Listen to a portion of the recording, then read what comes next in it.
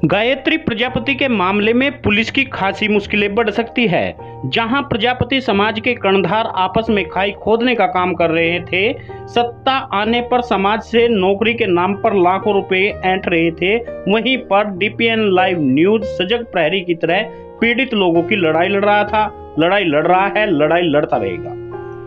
हमने आपको बार बार दिखाया गायत्री प्रजापति को राजनीतिक षड्यंत्र के तहत फंसाया गया, मगर सत्ता से दूर होने के बाद समाज के कुछ कर्णधार गायत्री प्रजापति को भूलकर सोशल मीडिया पर अपने ही समाज के लोगों के खिलाफ हस्ताक्षर अभियान चला रहे थे।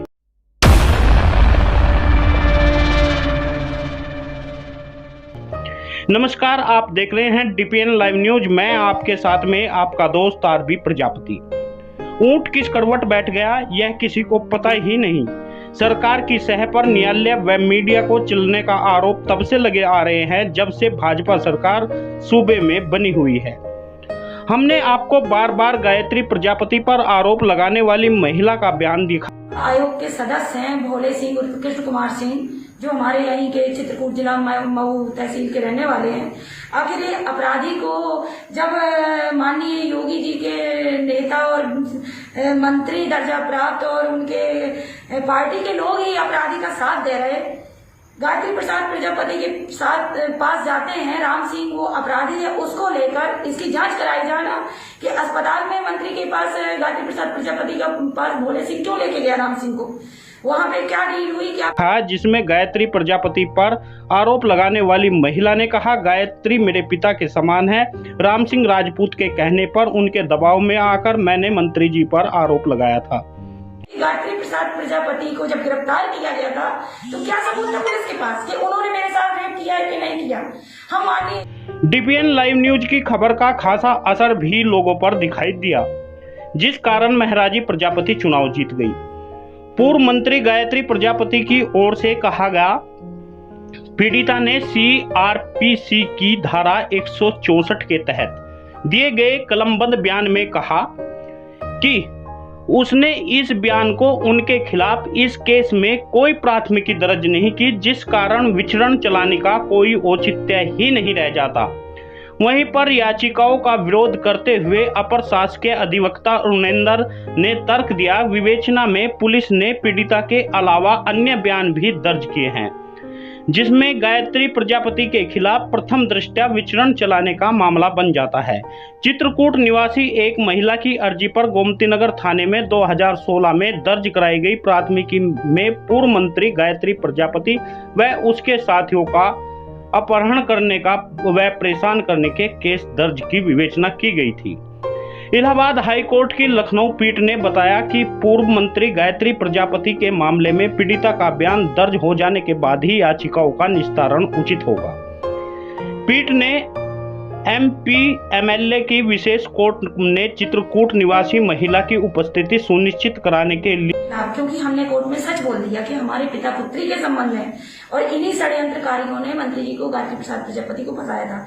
हमें ये समझ पूर्ण प्रयास से आदेश दिया कि जल्द ही महिला की कोर्ट में पेशी की जाए। इस दौरान कोर्ट ने कहा, विशेष कोर्ट किसी पक्ष को सुनवाई का कोई स्थगन नहीं देगी जब तक 1 हफ्ते में सुनवाई नहीं होगी, जब तक पीड़िता कोर्ट में आकर बयान नहीं देगी। यह आदेश जस्टिस रमेश सिन्हा की एकल पीठ ने पूर्व मंत्री गायत्री प्रजापति की ओर से दाखिल 2 याचिकाओं की सुनवाई करते हुए दिया।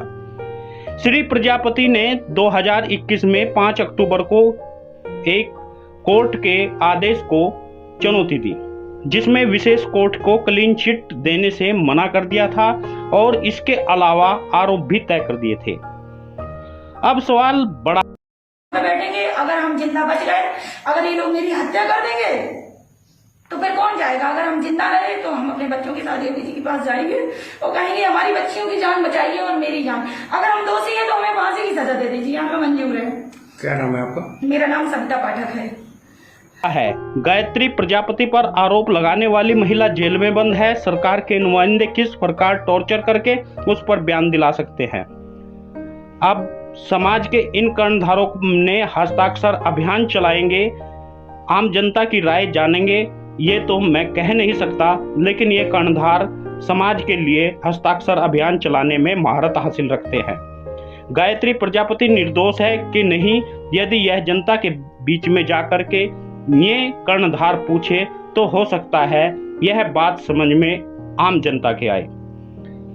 अभी तक समाज के कर्णधार अपने ही समाज के खिलाफ बोलते हुए आए हैं। 2019 में किसी चीज को जानकर 1927 का इतिहास बताने वाले, महारत रखने वाले लोग अब समाज में उन लोगों के खिलाफ लड़ाई लड़ने को उनका मन नहीं चाह रहा है जो पीड़ित है, क्योंकि उसमें उन्हें कुछ मिलने वाला नहीं है। केवल वे उस लड़ाई को लड़ना चाहते हैं जिसमें वे अपनी धाक खाप के चौधरी बनकर बना सकते हैं। मुझे आशा है समाज के ये कर्णधार समझेंगे जरूर, समाज की लड़ाई लड़ेंगे जरूर, आपस की दुर्भावना को खत्म करेंगे जरूर। लेकिन आपसे अनुरोध है, आप वीडियो को शेयर करिए, न्यूज चैनल को सब्सक्राइब करिए ताकि हर खबर आप तक पहुंच सके। लाल रंग का बटन है, लाल रंग से लिखा सब्सक्राइब है, उस पर निशान लगाकर काला कर दीजिए।